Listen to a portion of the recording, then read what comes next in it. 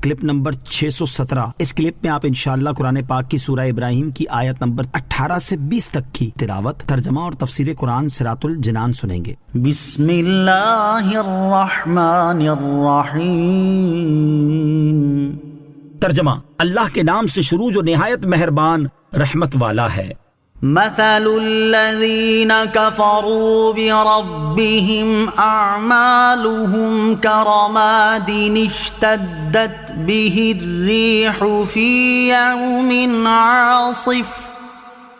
لا يقدرون مما كسبوا على شيء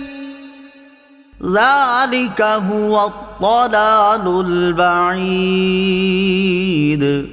ترجمہ: اپنے رب کا انکار کرنے والوں کے اعمال راخ کی طرح ہوں گے، جس پر آندھی کے دن میں تیز طوفان آ جائے تو وہ اپنی کمائیوں میں سے کسی شے پر بھی قادر نہ رہے، یہی دور کی گمراہی ہے۔ مثل الذین کفروا بربہم اعمالہم،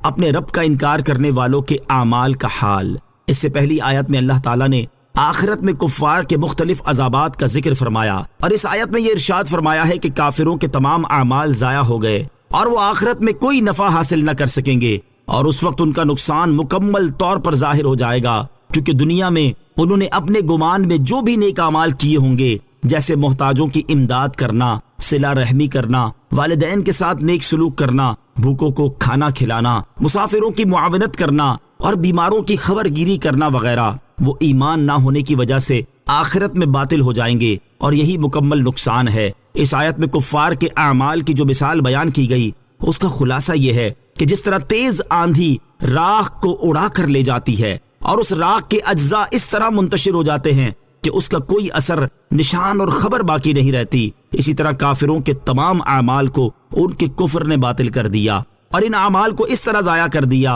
کہ ان کی کوئی خبر اور نشان باقی نہ رہا۔ کافر کے نیک اعمال آخرت میں اسے فائدہ نہ دیں گے۔ اس آیت سے معلوم ہوا کہ آخرت میں وہی نیک اعمال فائدہ دیں گے جو ایمان لانے کے بعد کیے گئے ہوں گے، اور جو نیک اعمال حالت کفر میں کیے گئے ہوں گے اور نیک اعمال کرنے والا حالت کفر میں ہی مرا ہوگا تو اسے ان نیک اعمال کا آخرت میں کوئی فائدہ نہ ہوگا، جیسا کہ ایک اور مقام پر اللہ تعالیٰ ارشاد فرماتا ہے: وَقَدِمْنَا إِلَى مَا عَمِلُوا مِنْ عَمَلٍ فَجَعَلْنَاهُ هَبَاءً مَنثُورًا۔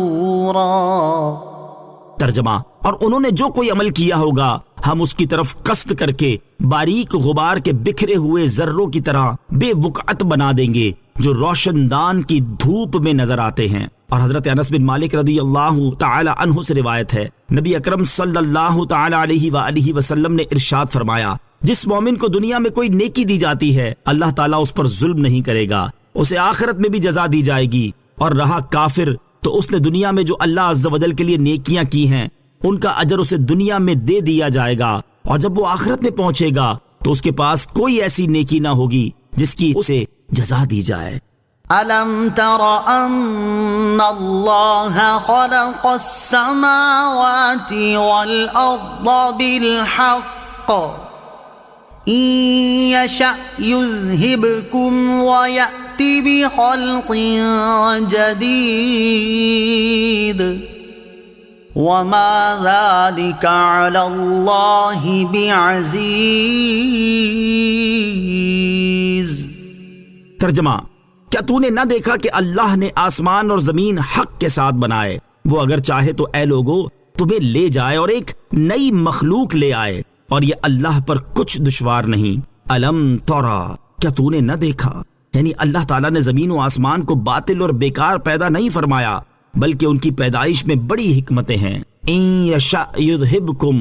وہ اگر چاہے تو اے لوگو تمہیں لے جائے، یعنی جو آسمانوں اور زمینوں کو حق کے ساتھ پیدا کرنے پر قادر ہے، وہ ایک قوم کو فنا کر دینے کے بعد نئی مخلوق پیدا کرنے پر بدرجائے اولا قادر ہے، کیونکہ جو کسی سخت اور مشکل چیز کو پیدا کرنے پر قادر ہو وہ سہل اور آسان چیز پیدا کرنے پر بدرجائے اولا قادر ہوگا۔ اور یہ ظاہری سمجھانے کے اعتبار سے کلام ہے، ورنہ اللہ عز و جل کے لیے ابتداء و اعادہ سب برابر ہے۔ حضرت عبداللہ ابن عباس رضی اللہ تعالی عنہما فرماتے ہیں، اس آیت میں کفار مکہ سے خطاب ہے کہ اے کافروں کے گروہ، میں تمہیں ختم کر کے تمہاری جگہ اور مخلوق پیدا کر دوں گا جو میری فرما بردار اور اطاعت گزار ہوگی۔ اللہ تعالیٰ اپنی نافرمانی پر فوراً سزا نہیں دیتا۔ علامہ اسماعیل حقی رحمۃ اللہ تعالی علیہ فرماتے ہیں، یہ آیت مبارکہ اللہ تعالیٰ کی قدرت اور صبر کے کمال پر دلالت کرتی ہے کہ وہ گناہ گاروں کی جلد پکڑ نہیں فرماتا۔ حضرت ابو موسیٰ اشعری رضی اللہ تعالیٰ عنہ سے روایت ہے، نبی کریم علیہ الصلوۃ والسلام نے ارشاد فرمایا، کوئی شخص ایسا نہیں جو اذیت ناک بات سنے اور اللہ تعالیٰ سے زیادہ صابر ہو۔ اس کے ساتھ شرک کیا جاتا ہے اور اس کے لیے بیٹا ٹھہرایا جاتا ہے، لیکن اس کے باوجود وہ انہیں مہلت دیے رکھتا ہے اور انہیں روزی دیتا رہتا ہے۔ پھر عذاب کے مؤخر ہونے میں یہ حکمت بھی ہے کہ گناہ کرنے والا توبہ کر لے اور باطل دلیل پر اصرار کرنے والا اسے چھوڑ دے۔ اس لیے ہر عقل مند کو چاہیے کہ وہ جلد عذاب نہ ہونے کو غنیمت سمجھتے ہوئے کفر اور گناہوں سے فوراً توبہ کر لے اور ہر حال میں اللہ تعالیٰ سے ڈرتا رہے، کیونکہ وہ قہر، کبریائی اور جلالت والا ہے۔ وما ذالک، اور یہ نہیں، ارشاد فرمایا کہ یہ یعنی نئی مخلوق لانا اللہ عز و جل کے لیے کوئی مشکل نہیں، کیونکہ جو سارے جہان کو فنا کرنے اور ایجاد کرنے پر قادر ہے، اس کے لیے مخصوص لوگوں کو فنا کرنا اور پیدا کرنا کیا مشکل ہے۔ صلو علی الحبیب صلی اللہ تعالی علی محمد صلی اللہ تعالی علیہ وسلم۔ مجھے اپنی اور ساری دنیا کی لوگوں کی اصلاح کی کوشش کرنی ہے انشاءاللہ عز و جل۔